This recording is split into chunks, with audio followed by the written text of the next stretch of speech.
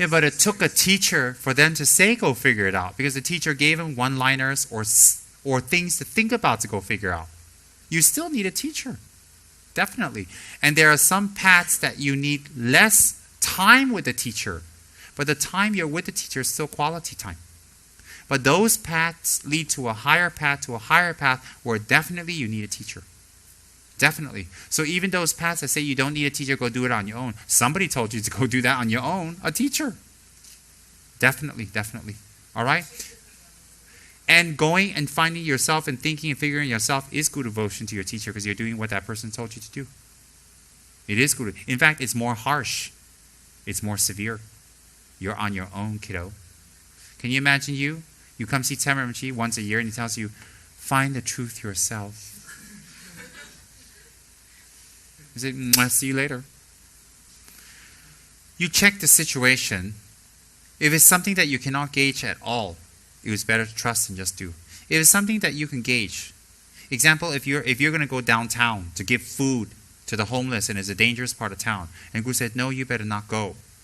I don't want anything to happen to you. Then you say, may I please explain? There's 4 other people with me, and there's 3 guys, and we're in a car, and we're going to all go together. Oh, I see. Okay, you can go. Then you explain.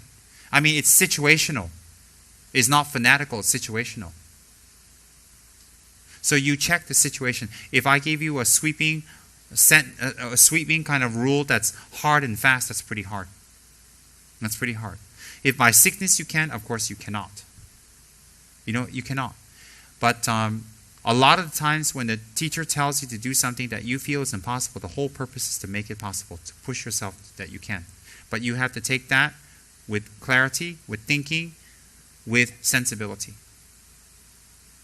If you need to see your mother for Din Din, and you planned this 3 weeks ago, and it's her birthday, and then that night there's a special puja, and then your teacher said you have to be there, but you explain the situation. Of course, the teacher's all right. So it's very situational. There's no one hard and fast rule for that. Most important thing is attitude.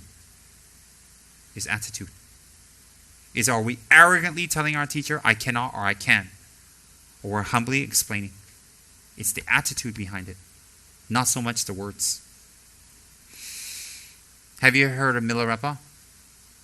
Have you heard what his guru made him do? It was pure purification. Pure. To make it come out faster and quicker. Even more effective than prostrations and all that, because he really suffered physically, mentally, and emotionally. Very much. He suffered. But he took it, and look what happened to him.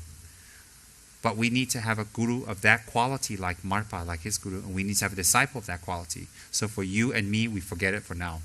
You don't have to build any houses and towers.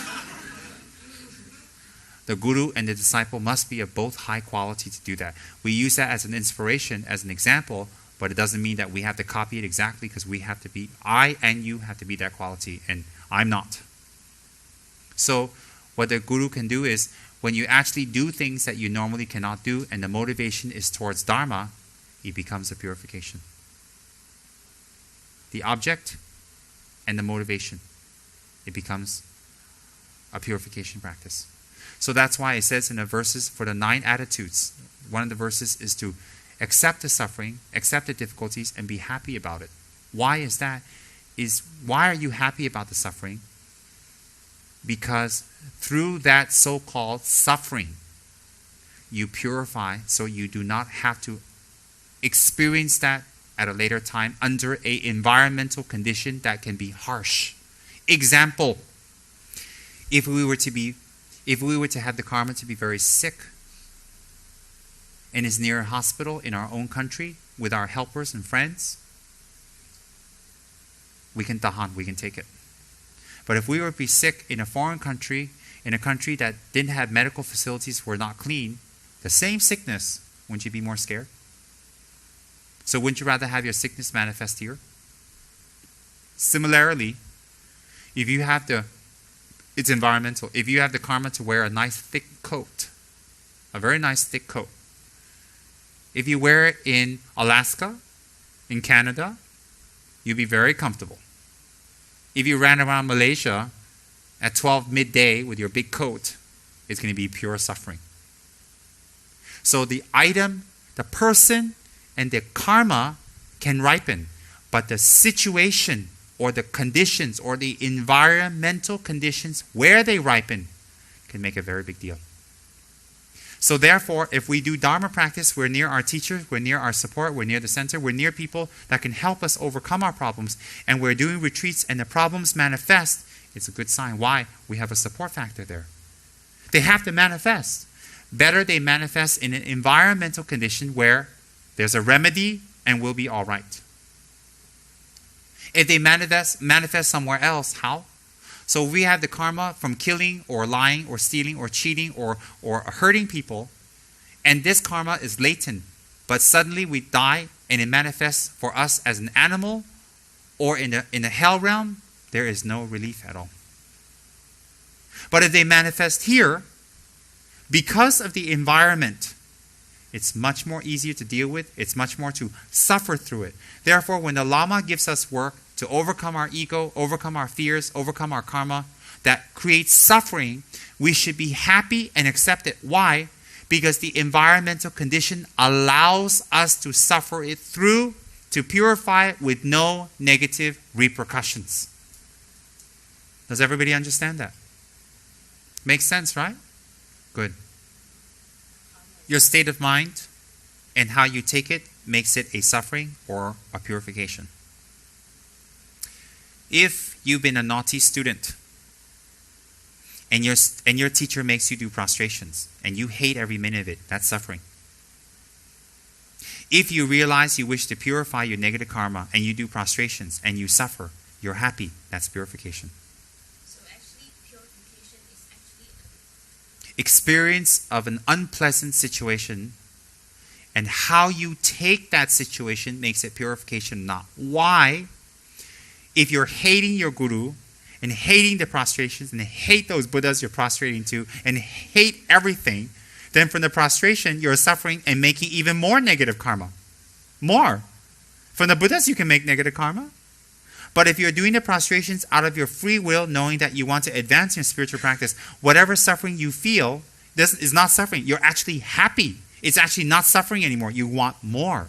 So from that becomes a purification and collection of merit. Why does an experience become a purification or a suffering? Attitude, perspective, purpose, goal. Very excellent question. Excellent. Does everybody understand? So if Paul's working here as an accountant and he's working 18 hours a day at a small fee, if he doesn't understand Dharma, he doesn't like Dharma, it's pure suffering. No future for him. But because he knows Dharma, he knows he's working for Ganden, he pushes himself, it becomes a collection of merit and purification. Same situation. So whatever we experience,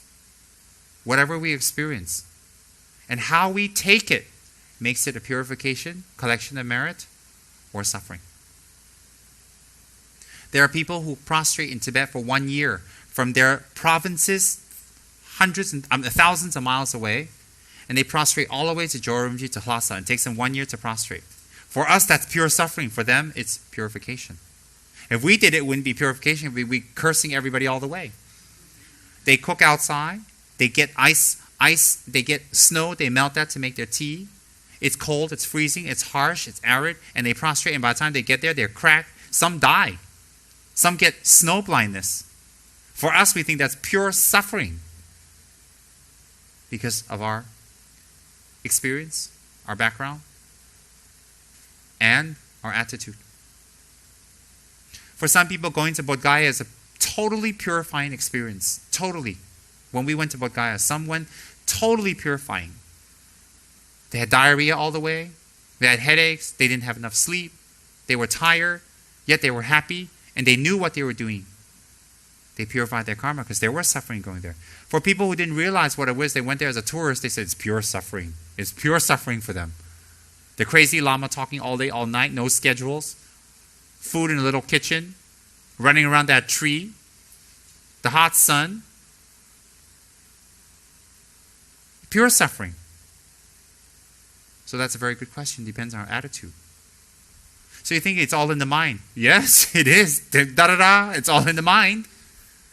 Whether it's in the mind or not in the mind creates the causes and creates the results. That's right. So working for the Dharma, volunteering for the Dharma can be pure suffering, or it can be pure purification and collection of merit. That's why some people who do the Dharma, they're always very happy. Yes, yes, yes. So some people go, ugh, oh, I don't know, but I've got my family, I've got commitments, I've got to take care of bills, I've got to survive. Oh, I don't know. Yeah, that's why there's a difference in their attitudes. Because they don't know the Dharma. It's not they've been indoctrinated or they become fanatics. They don't know. So if you get an education and you're good in biophysics or you're good in teaching English, what is that? You're a fanatic now? No, you've been educated so you know it's good. You're not a fanatic. Because you learn the Dharma, you're a fanatic. Because you know more, you're a fanatic. Because you understand more than everybody else, you're a fanatic. Because they don't understand, you're a fanatic. Because other people haven't studied what you know, they don't have your attainments. Therefore, what you're doing is fanatical and wrong. That's their wrong view. Completely wrong view. Your question is a white lie or them getting upset? Them getting upset, whether you cancel or don't cancel or change for Dharma or not, it's not Dharma's fault. It's the fact that you changed it. It has nothing to do with Dharma.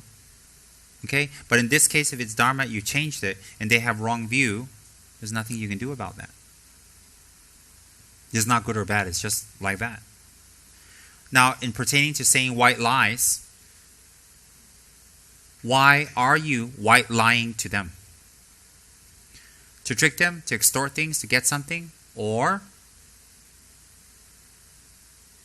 to not hurt them while you're on your virtuous journey. If your motivation is to hurt, to extort, to cheat, to hurt them, to lie to them, to get something from them, then it's very negative. That's why we call it a white lie. So, if you were standing in the forest and you see a deer go that way, and I'm the hunter and I ask you which way did it go, what are you going to tell me? That way or that way?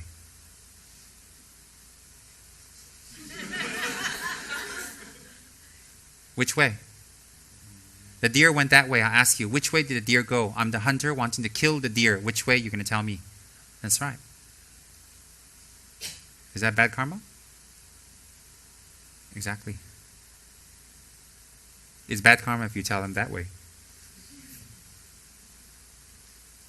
Understand? We can't make the world understand what we're doing.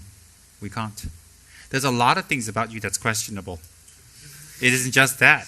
There are a lot of things around that you're going to have to apologize for to your parents or whatever if you have them. A lot of things. That ain't the only thing, so don't worry about that one. That's a small problem. A lot of things. Me too. Me too.